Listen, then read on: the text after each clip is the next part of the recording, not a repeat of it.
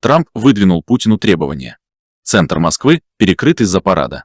Нарушение договоренностей о перемирии и обострение на линии фронта. Кто атакует, а кто обороняется?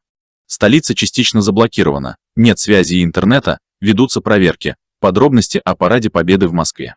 Планируется международный суд над Путиным. Главы МИД стран ЕС встречаются во Львове для окончательного решения. Когда планируют заключить Путина под стражу? Германия обвинила Россию во введении в заблуждение. Это протек, лаконично, четко и по существу о самых обсуждаемых темах. Если у вас есть мнение, высказывайтесь в комментариях и участвуйте в обсуждении. Поехали. Президент Германии обвинил Путина во лжи и попытке переписать историю. Он уверен, что Кремль использует достижения Красной Армии во Второй мировой в своих целях. Штайнмайер подчеркнул, что война в Украине никак не связана с борьбой против фашизма. Франк-Вальтер Штайнмайер, президент Германии. Мы знаем, насколько значительным был вклад Красной Армии.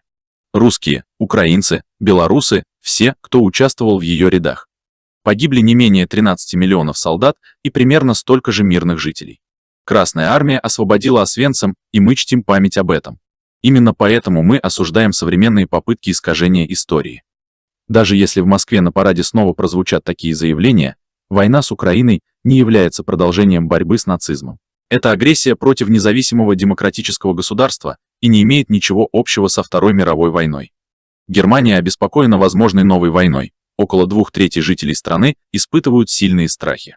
Согласно опросу АРТ, опубликованному немецкими СМИ, 64% граждан опасаются масштабного военного конфликта в Европе. Особенно сильно тревожатся жители восточной части страны, 69% против 62% на Западе, а среди женщин опасения выше, чем среди мужчин, 73% против 53%. Инициатива создания международного суда над Путиным и российскими чиновниками должна получить окончательное утверждение 9 мая в Украине. В город Львов уже съезжаются главы МИД стран ЕС для принятия соответствующего решения. Об этом сообщила глава внешнеполитического ведомства ЕС Кая Каллас. По ее словам, все технические нюансы уже проработаны, и теперь есть необходимая политическая воля.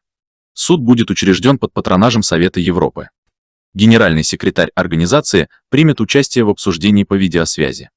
В этот же день объявят о выделении миллиарда евро на поддержку оборонной отрасли Украины. Кая Каллас, вице-президент Еврокомиссии. Мы примем окончательное решение по созданию Международного трибунала за преступления войны и агрессии.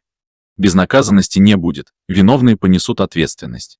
Рабочая группа уже договорилась о технической модели создания трибунала. Теперь есть и политическое согласие. Все будет организовано под эгидой Совета Европы. Генеральный секретарь также присоединится к встрече онлайн. Однако США приостановили свое участие в процессе создания трибунала.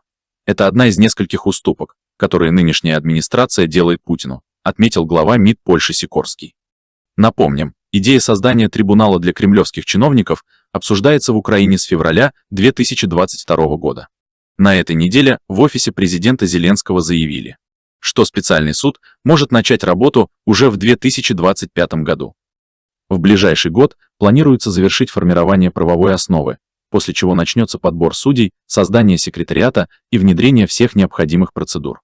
Перемирие нарушено. С обеих сторон поступают сообщения о вооруженных столкновениях. В течение суток ВВС Украины информировали о применении российской управляемой авиации и появлении скоростных объектов, в основном в восточных и северных регионах страны, включая Сумскую область. Таких уведомлений поступило не менее 10. Сейчас вы видите их на экране.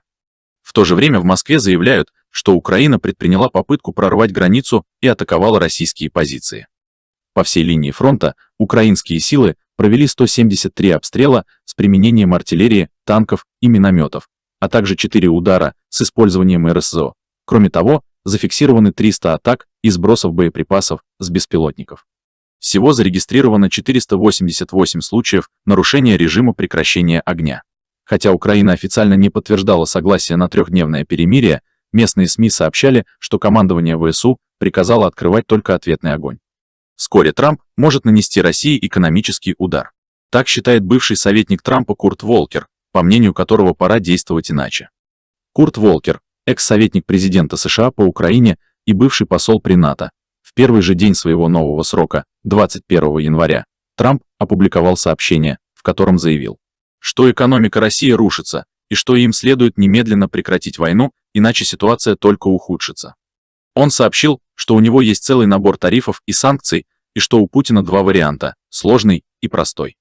Причем лучше выбрать второй. Я думаю, Украине сейчас важно добиться завершения конфликта. При нынешней синхронности действий Киева и Вашингтона становится понятно, Путин не хочет мира. Поэтому Трамп должен усилить давление на него. И Волкер оказался прав. Поздно вечером 8 мая Трамп провел телефонный разговор с Зеленским, после чего выступил с заявлением, адресованным Москве и Киеву.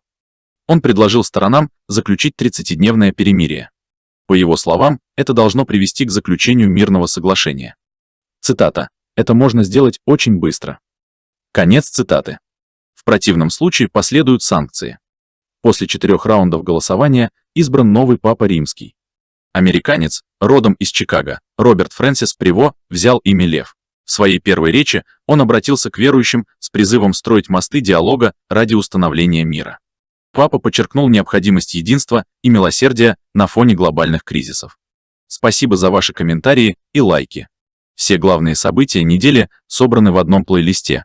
Переходите и смотрите. До встречи!